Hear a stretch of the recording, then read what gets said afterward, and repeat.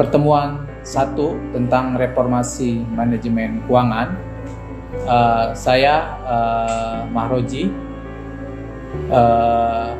Hari ini berkesempatan untuk melakukan pertemuan tatap muka dengan mahasiswa. Pada pertemuan sesi pertama ini terkait dengan reformasi manajemen keuangan.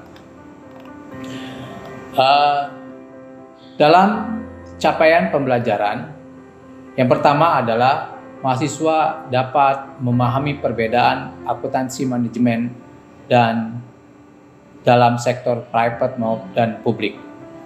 Yang kedua adalah mahasiswa dapat mencatat transaksi keuangan daerah sampai menyusun laporan keuangan daerah.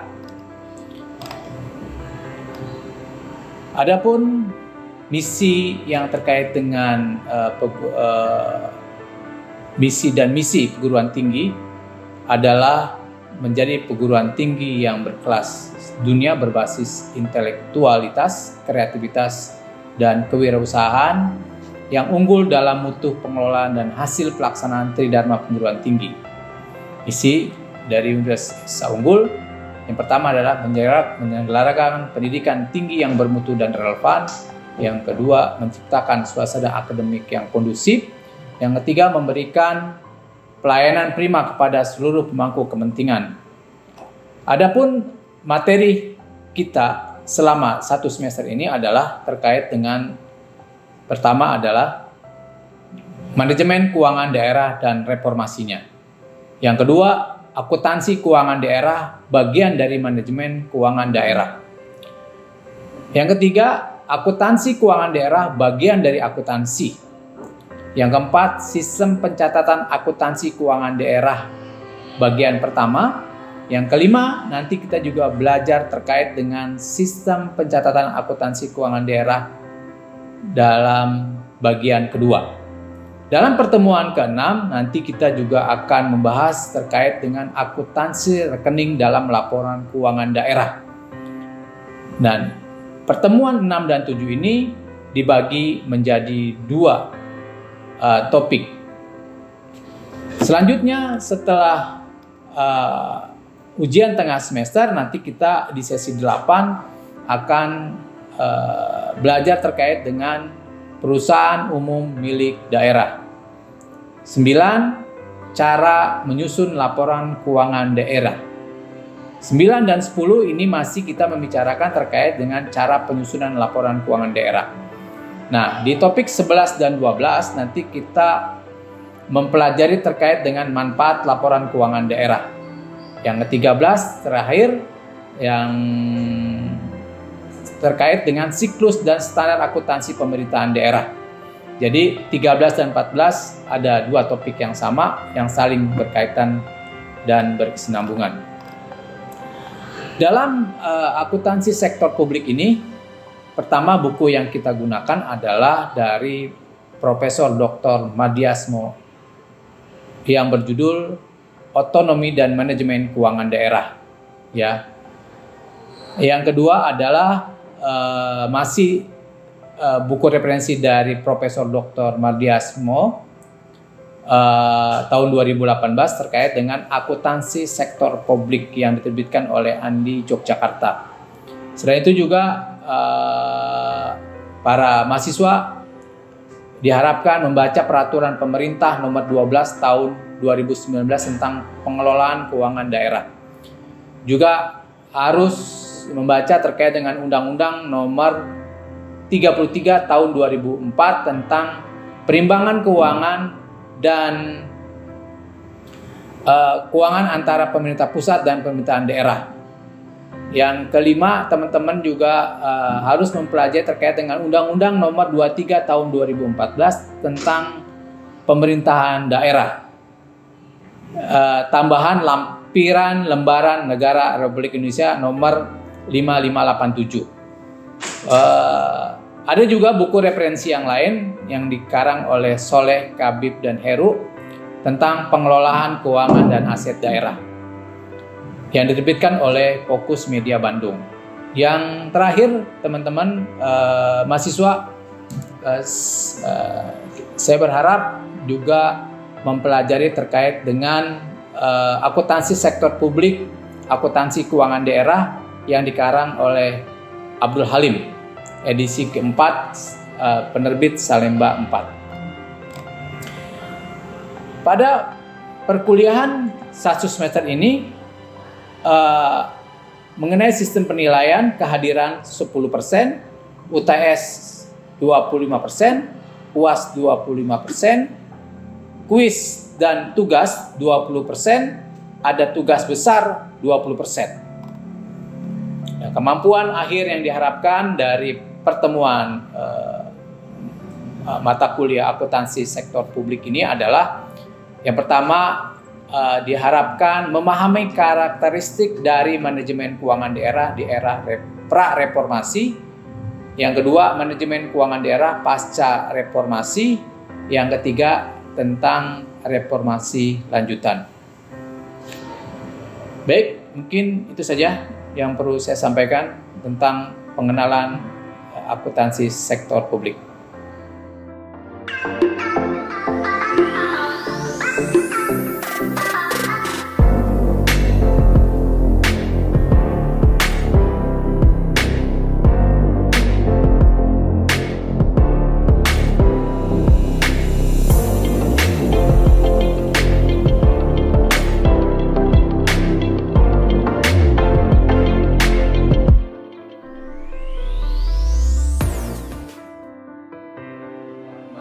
Dalam mata kuliah akuntansi sektor publik.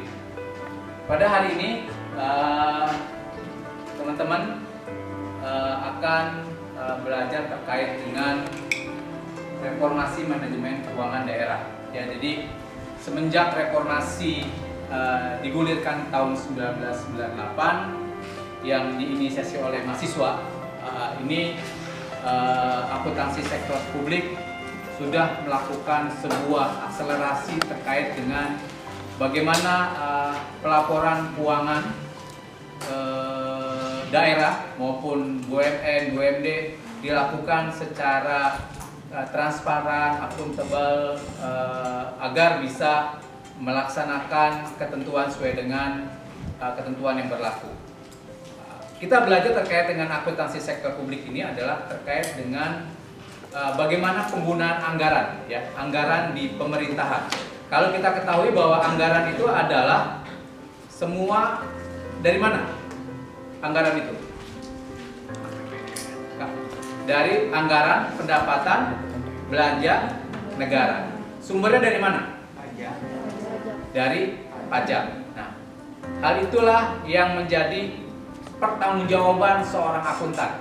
Nanti teman-teman bekerja sebagai praktisi atau jadi pegawai negeri di pemerintahan daerah, tentu nanti akan menerima namanya anggaran dari pemerintah. Ya, tentu anggaran yang sudah disusun oleh DPR, disetujui oleh DPR dan akan dilaksanakan oleh instansi atau pemerintahan daerah. Jadi seperti itu. Nah, dalam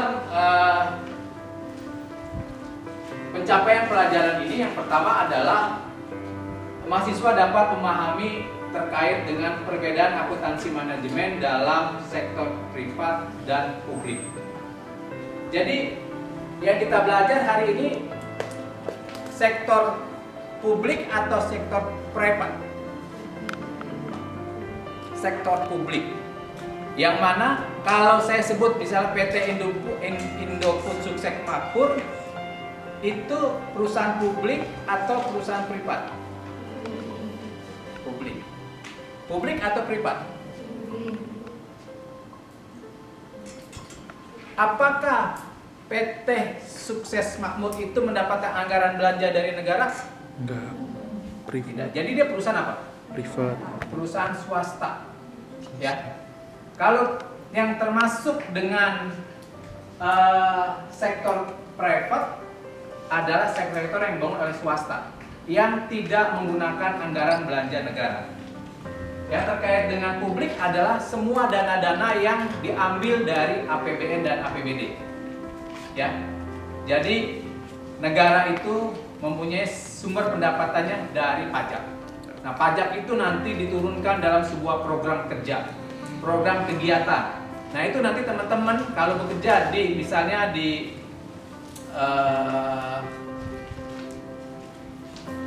misalnya di instansi daerah, misalnya di Pemda, misalnya di Pemda Palopo misalnya, Palopo di Sulawesi ya, Sulawesi mana? Sulawesi Selatan. Nah, teman-teman bekerja misalnya di kantor pemerintahan daerah Palopo. Nah, di situ nanti teman-teman ada bagian namanya bendaharawan.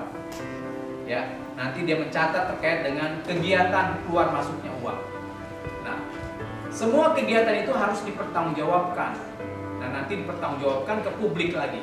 Itulah makanya dikatakan bahwa itu adalah terkait dengan sektor publik.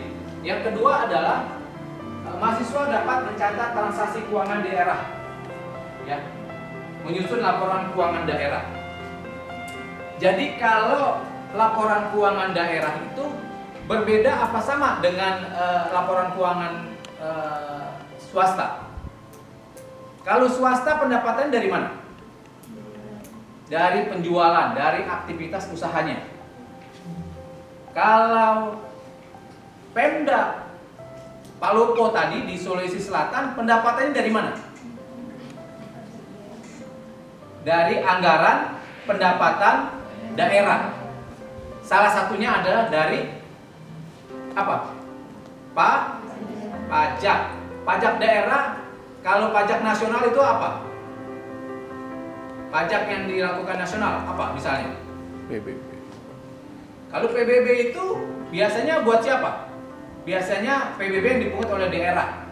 Pajak kendaraan, mobil, motor itu dipungut oleh daerah. PPH. Nah, yang terkait dengan PPN, ada kenal PPN masukan, PPN keluaran? Ada. Ya kan? Ini terus juga ada mungkin nanti ada mungkin teman-teman ada kena pajak, dapat pajak penghasilan misalnya. PPH. Ya kan? Digunakan untuk pembangunan infrastruktur. Pertanyaan saya, apa semua pembangunan infrastruktur dibangun oleh APBN? Tidak. Tidak. Jalan tol misalnya, kan sektor swasta sudah bisa membiayai. Yang digunakan anggaran tersebut adalah untuk fasilitas umum. Kalau jalan tol kebanyakan digunakan untuk siapa? Umum juga, tetapi ada nggak abang beca bisa masuk situ misalnya? Berarti ada prinsip keadilan di situ. Betul nggak? Oke.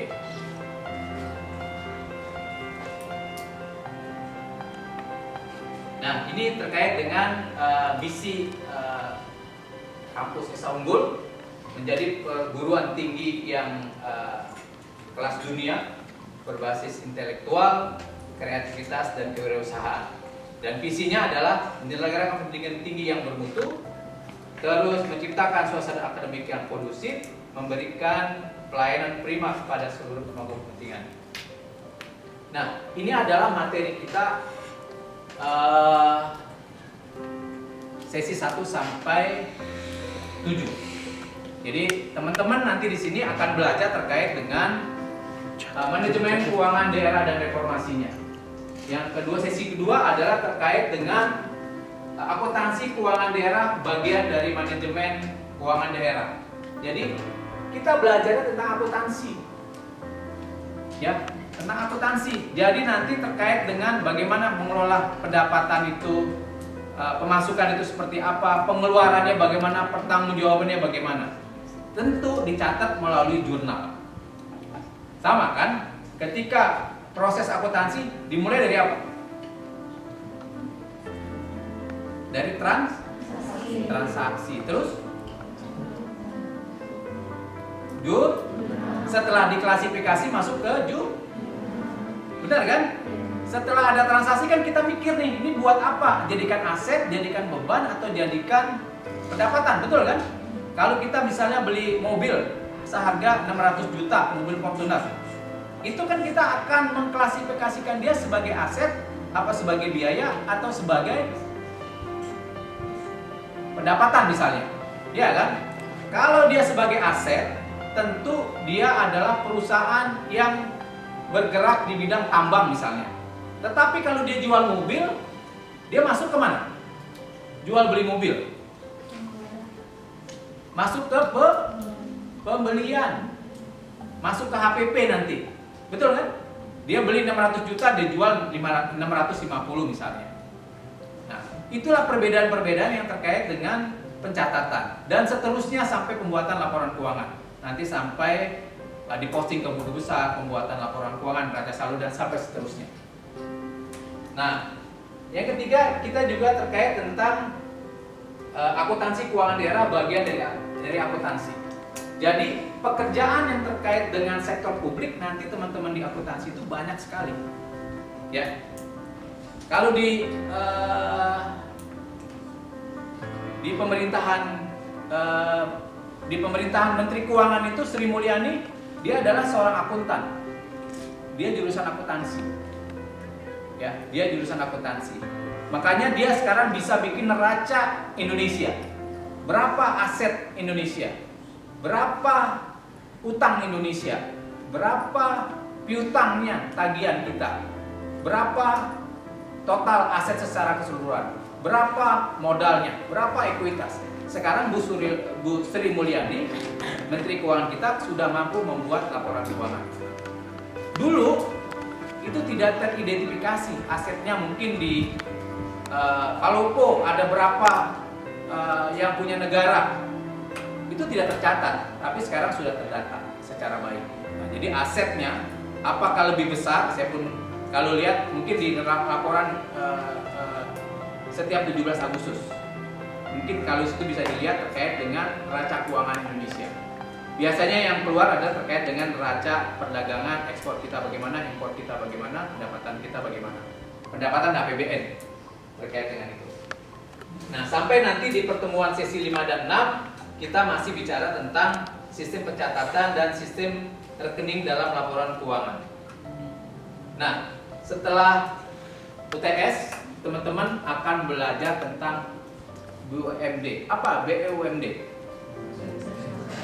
Badan Usaha Milik Daerah. Kalau N-nya apa? Negara. Jadi kita belajar terkait dengan nanti laporan keuangan daerah yang terkait dengan BUMD.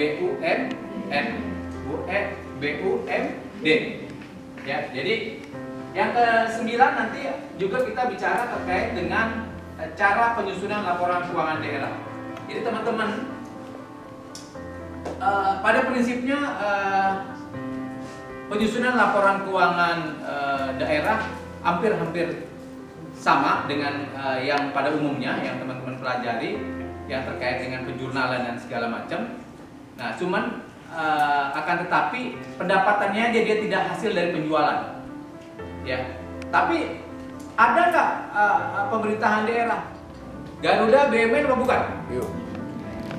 Kalau Batik Air perusahaan negara apa perusahaan swasta?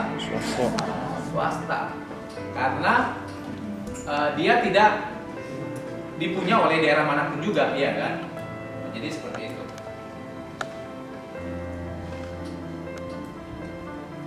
Nah, ini adalah terkait dengan buku referensi, ya teman-teman. Nanti menggunakan kebanyakan buku Matiasmo.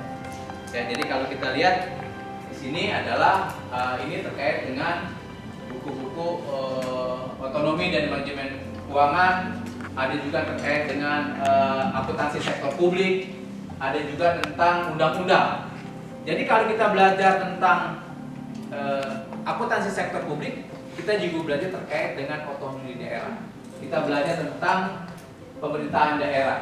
Kita belajar tentang perimbangan keuangan antara pusat dan daerah. Nah, jadi ini adalah bukunya yang teman-teman harus miliki. Tentu bisa pinjam di perpustakaan dan di tempat lain. Nah, ini adalah tentang penilaian. Ini adalah strategi dalam kelulusan dalam satu semester ini, dan kehadiran minimal absen 3 kali. 3 kali. UTS 25%, UAS 25%, tugas 20%. Nah, kuis di sini adalah terkait dengan presentasi, ya.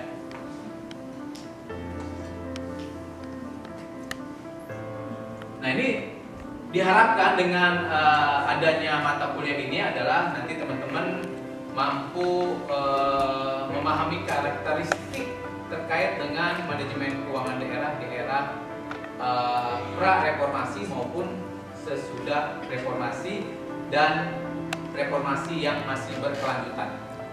Ya. Nah, ini kalau kita belajar terkait dengan siklus akuntansi, ya, siklus akuntansi, ya, keuangan sektor publik ini sama. Jadi ada dokumen transaksi, ada pencatatan, ada pelaporan. Yang terkait dengan dokumen adalah dokumen-dokumen transaksi. Ya, pencatatannya di sini tentu ada jurnal, ada buku besar.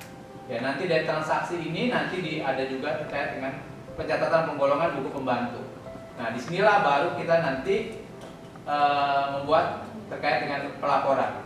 Dan dalam dokumen ini nanti ada terkait dengan penerimaan kas, bukti pengeluaran bank, bukti memorial. Di sini juga ketika ada jurnal. Ada jurnal penerimaan kas, ada jurnal pengeluaran kas, ada buku jurnal umum, dan di sini adalah yang terkait dengan buku besar adalah dan buku pembantu terkait dengan kumpulan transaksi-transaksi yang diringkas, ya. Nah, ini adalah juga terkait dengan laporan keuangan, laporan realisasi anggaran, ada neraca, ada laporan arus kas, ada catatan atas laporan keuangan, laporan kinerja keuangan, laporan perubahan ekuitas. Jadi kurang lebih sama dengan perusahaan swasta. Jadi yang kita hasil akhirnya adalah terkait dengan laporan realisasi anggaran. Nah, laporan realisasi anggaran. Karena kenapa? Pendapatan negara pendapatannya kebanyakan dari anggaran. Berapa pajak kita sekarang ini? Berapa? 11M, pelayanan publik dalam memenuhi kebutuhan hak publik. Pertanyaan saya, apa yang dimaksud dengan entitas? Apa yang dimaksud dengan entitas? Bisa nggak departemen-departemen itu dikatakan entitas? Departemen perhubungan, departemen komunikasi, departemen pertanahan. Bisa nggak dikatakan entitas? Kalau entitas di sektor publik, di sektor private, di sektor swasta, entitas itu adalah perusahaan. Nah, sekarang yang menerima anggaran adalah kementerian, kan? Ada kementerian perhubungan, ada kementerian, apalagi kementerian? Pendidikan, ada kementerian kesehatan. Dia adalah penerima anggaran dari APBN. Ya, dari APBN.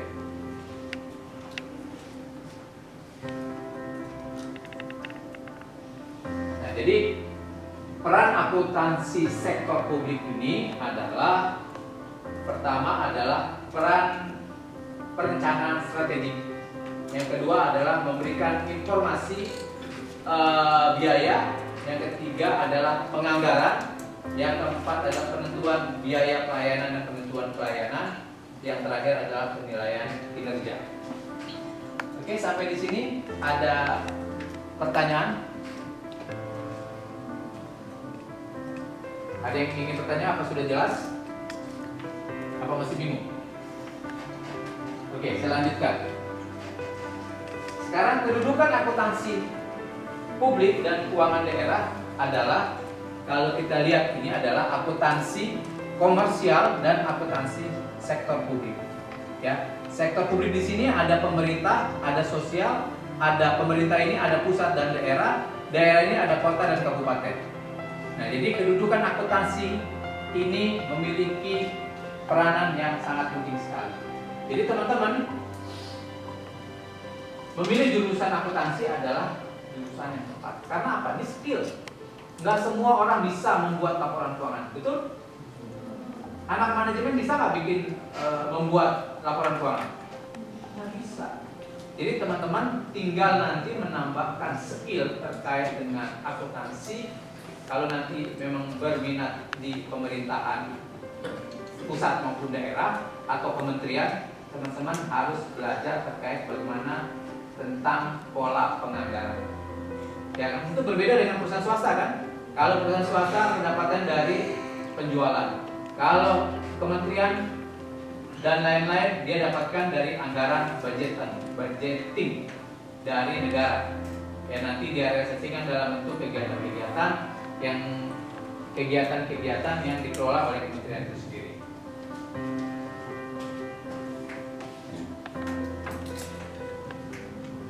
Oke, sampai sini. Jesse ada pertanyaan?